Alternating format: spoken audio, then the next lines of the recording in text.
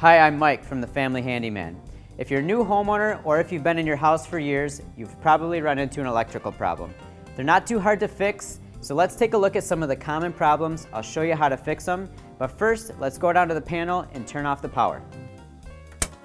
Now here's a common problem.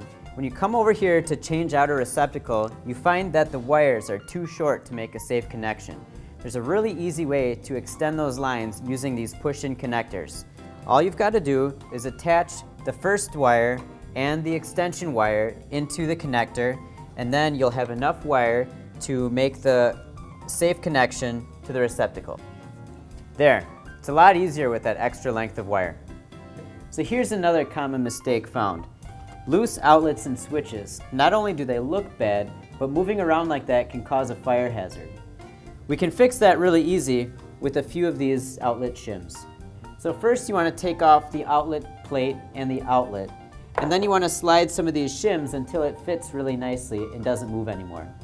Put everything back together and you're good to go. Now that it's not moving, I feel much better about plugging something back into here. Another common mistake you might find, especially in older homes with metal junction boxes, is that the cable is not properly secured inside the box. Having it not secure will jostle the cable around, causing loose connections inside the box, and it could tear and cut the insulation on the cable itself. The solution to that is to install a cable clamp to hold that cable in place. That way, anything that happens outside doesn't affect anything inside. Now finally, in many older homes you're going to find a lot of these ungrounded 2-prong receptacles, and you might be tempted to replace them with a grounded 3-prong receptacle.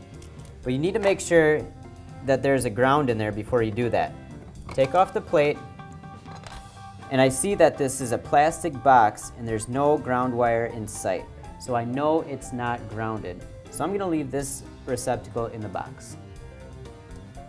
For more answers for your electrical problems, head to FamilyHandyman.com.